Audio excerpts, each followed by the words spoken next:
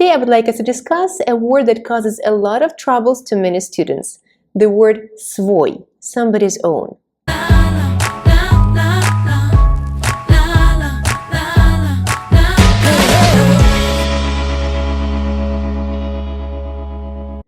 Здравствуйте, my name is Anna. I'm a Russian language teacher from New York City. It's very nice to see you in my YouTube channel. So Russian has this very special pronoun, somebody's own. It can be my own, your own, his own, their own, anybody's own. Svoy. The word svoy has genders. Svoy, svoya, svoyo, svoyi. And it can change in cases. So we can put it to any of the 6 cases we have in Russian. It's very important to remember when to use this pronoun, and this part causes a lot of confusion. So we use svoy when the subject of the sentence owns the object we're talking about in this sentence. For example, I love my friend. We saw our colleagues. They live in their own house. In all 3 examples I gave right now, I will be using the word svoy. Let's look at them. My first sentence. I live in my own house. The sentence in Russian will sound like Я живу в своем доме. I live in my own house. That's why I'm not saying the word моем. I'm saying the word своем. Я живу в своем доме. I live in my own house.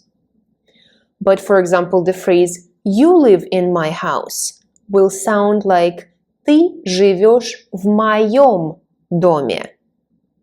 You don't own the house you live in. Ты живешь в моем доме.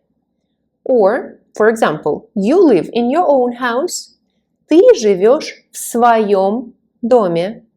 You see, I use this word своем again, and it means that ты, this person, owns the house. But let's say I live in your house. Я живу в твоем доме. I don't live in my own house. I live in the house that you own. Another example. I think it's pretty funny. So, for example, Peter loves his wife. Петр любит свою жену. Peter loves his own wife, so I use the word свою. Let's say Peter knows that his friend Nick loves Nick's wife as well, so he's also happily married. Петр знает, что Николай любит свою жену. That's great, both friends are happily married. So Николай любит свою, Nick's, his own wife. But look what happens if I replace this word свою for the word his, его. Петр знает, что Николай любит его жену. And now we have some drama here. Его will mean Peter's wife, not Nick's. So please remember, if the object belongs to the subject of this sentence, you must use the word svoy, especially instead of его, ее, and их, his, her, and their. If you don't do this, your sentence is ambiguous. For example, Маша любит свою сестру. Masha loves her sister, meaning Masha's sister.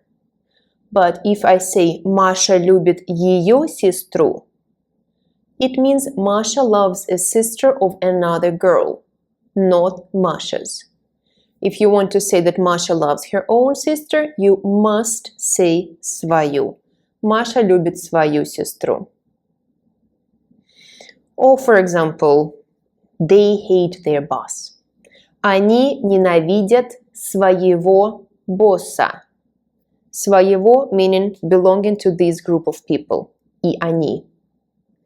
If I say они ненавидят их босса, it means they hate the boss of another group of people.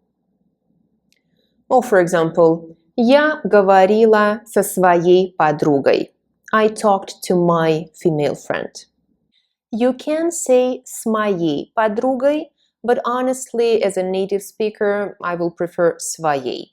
So if you want to sound more native, that's my recommendation. And remember, you absolutely must use the word svoy instead of его, ее, and их if this object belongs to he, she, or they in this sentence. Here you don't have an option. For my, your, our, мой, твой, ваш, наш, you kind of can use either or, even though I prefer svoy. But going back to my example, let's say you spoke to my friend. Ты говорила с моей подругой. Да? Or, for example, you spoke to your friend. Вы говорили со своим другом. You spoke with your own friend. You spoke to my friend. Вы говорили с моим другом. You spoke to their friend. Вы говорили с их другом. But let's say they spoke to your friend. Они говорили с вашим другом. Right?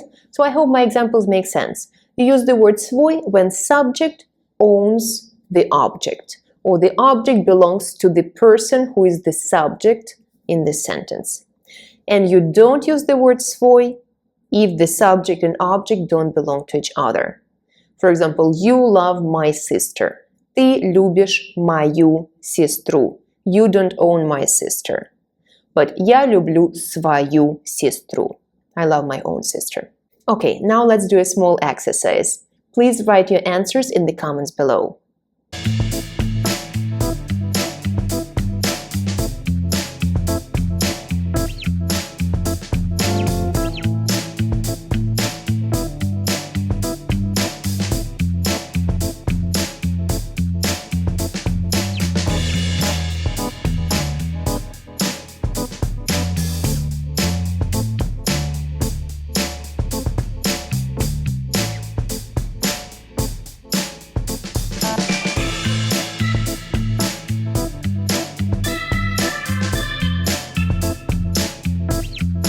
And that's it. So I hope you see now that this topic is not as difficult and confusing as it may seem. If you like this video, please let me know with your likes and comments. They're very important for me. And thank you so much for watching this video. I'll see you in the next one. Спасибо. Пока.